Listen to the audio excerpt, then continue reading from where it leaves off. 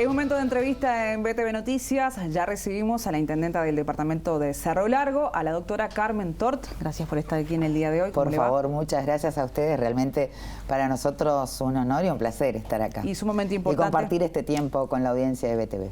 Sumamente importante para nosotros darle un espacio también al resto del país para que brinde su visión y su realidad sobre el coronavirus. Un departamento que no tiene presencia de COVID-19. No, no lo ha tenido. Desde el 13 de marzo hemos tenido la bendición de que hemos sido departamento cero coronavirus y pretendemos seguir siéndolo.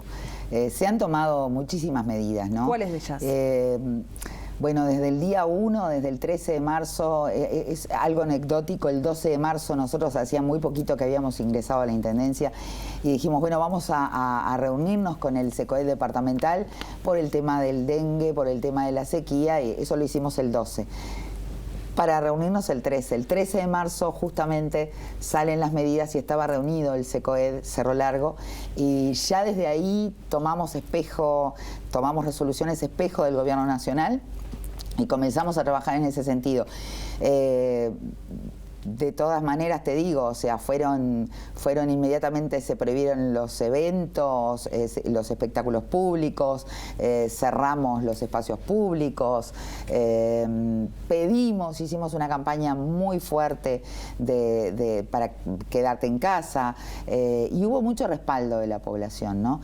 Después se tomaron, o sea, inmediatamente se empezaron a anotar personas para nuestros comedores, empezamos a trabajar, SECOED Cerro Largo trabaja muy unido, con la Dirección Departamental de Salud también, entonces empezaron a tomar medidas en conjunto, resoluciones en conjunto, y se llegó, hemos puesto cortinas sanitarias en todo el departamento.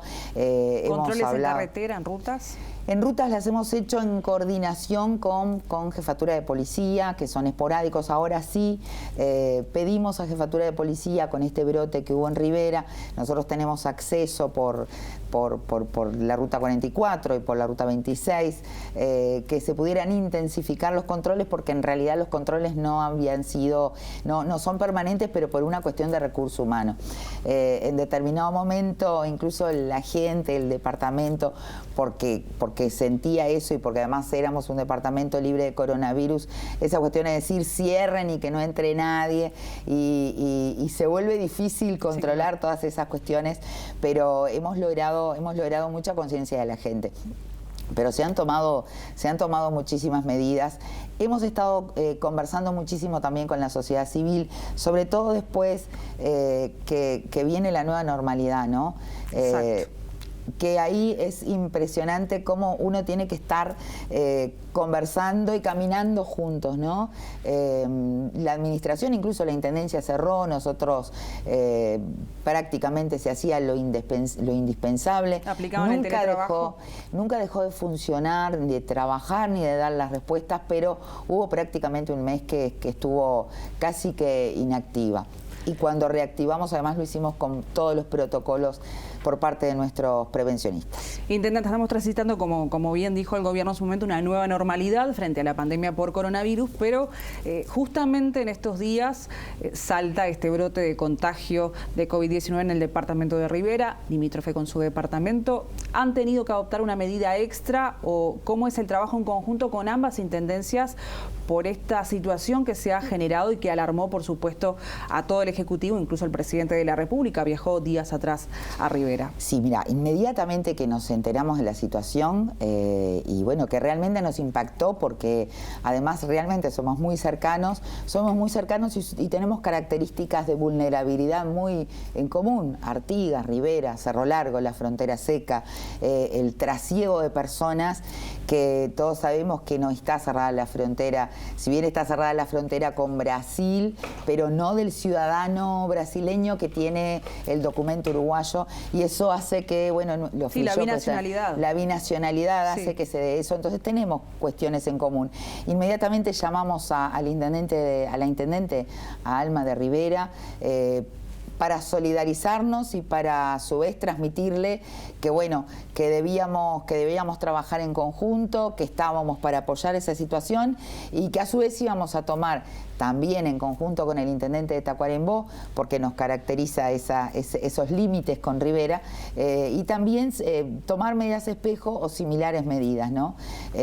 Porque además esa cotidianidad de va y viene a Rivera, de todo eso nos hacía impulsar el que la gente no viajara a Rivera. En algún momento usted había planteado a los medios de comunicación locales, creo, la posibilidad de hacer una trazabilidad de pasajeros. ¿Se pudo concretar eso? Lo estamos haciendo, sí, sí. Nosotros, una de las cosas que hicimos al principio fue hablar con todas las empresas, antes de que saliera la medida nacional, hablar con las empresas de transporte interdepartamental para tener en el control de ómnibus de Cerro Largo, de Melo, tenemos el control de la trazabilidad de todas las personas que viajan de fuera del departamento. Eso nos permite, bueno, saber si existe algún problema y dónde está. Esto lo hablamos con las dos empresas, las empresas que viajan, Núñez y Posadas, que viajan a Rivera, lo volvimos a hablar con las empresas y a su vez, bueno, los controles con respecto a los vehículos, a los autos que pasan por las rutas, eso sí se lo tenemos que dejar, también por una cuestión de recursos humanos, se lo tenemos que dejar a la policía, ¿no? Por eso fue que pedimos que se intensificara los controles de ruta, que no significa, por supuesto, cierre del departamento, los controles de ruta. No se dejan cabos sueltos entonces a la hora de hablar con colegas fronterizos. No. Pero ¿qué sucede con las autoridades brasileñas, que ustedes están en ese límite y que justamente Brasil es un país complicado, se puede llegar a convertir, si ya no se ha convertido, en el epicentro de la pandemia aquí en el continente? También, inmediatamente, enseguida que tuvimos que surge el coronavirus, se creó un comité, el comité en Río Branco Yaguarón, donde está integrado por las autoridades, la prefectura de Yaguarón, las autoridades de la salud. Ellos tienen otra organización en Brasil que hace que pueda depender también de prefectura cuestiones de la salud, y hemos trabajado en conjunto todo el tiempo. Incluso las medidas las tomamos en el puente, por ejemplo, en el puente Mauá, que une Río Branco con Yaguarón. Tratamos de que las medidas sean de la misma manera en un lado y en el otro. Estamos en contacto tanto con la federal brasileña, con la prefectura de Yaguarón, y lo mismo ocurre con Aceguá. Con Aceguá tenemos además la dificultad de que es una calle, de que la gente va y viene, y en la prefectura de Aceguá trabajan muchos funcionarios que viven en Valle, donde en Valle sí hay foco de coronavirus. Entonces es indispensable el trabajo en equipo, el trabajo coordinado, el trabajo conociendo las medidas que tomamos en Uruguay, que tomamos en la frontera, y transmitirlas, y a su vez ellos transmitirnos a nosotros. Estamos casi que a diario en contacto, y sobre todo por esta realidad que tú decías de Brasil, ¿no? Que, o sea, nosotros tenemos, además de la situación de emergencia sanitaria, tenemos esa cuestión de vivir en frontera, ese plus que también nos hace sumar más cuidados, ¿no? Carmen, en las últimas horas ha recibido una carta del Secuet 33. ¿De qué se trata? ¿Nos puede brindar más detalles al respecto? Sí. La empresa que está trabajando en 33, la cementera, contrata muchísimos trabajadores. Que se han detectado casos de coronavirus allí, en particular en trabajadores brasileños. Fueron trabajadores brasileños que cruzaron por el puente Mauá. Gracias a que, bueno, que se tomaron todas las medidas y que se tomaron todos los recaudos, se detectaron los casos, porque esos fueron tomados cuando ingresaron a Uruguay por el puente Mauá. En Río Branco, allí mismo, estaba dispuesto un ómnibus que salía del departamento de Cerro Largo y lo llevaba directamente a 33. Gracias a ellos se descubrieron los 4 casos que, bueno, después se multiplicaron. Me gustaría saber de las prioridades que se fijó cuando asumió la intendencia. ¿Cuáles hoy, en este panorama, usted considera que de acá a septiembre se pueden plasmar? Bueno, todo dependiendo del coronavirus. Exacto. Cuando nosotros asumimos, transmitimos que queríamos trabajar y que nos íbamos a enfocar, porque además era muy poco tiempo, en el ABC de la Intendencia, arreglar calles, poner luces, iluminar caminos y obviamente hacer obras. Nosotros creemos que podemos, y por supuesto lo social, nosotros estuvimos en lo social mucho tiempo, tenemos algunas cuestiones sociales, sobre todo en materia de vivienda, que queremos culminar, que queremos que en este periodo también nos recuerden por eso. Es la primera vez que hay una mujer intendente en Cerro Largo, entonces esa cuestión social y humanitaria que creo que todas transmitimos, sin perjuicio de poder tener la fortaleza y los objetivos claros.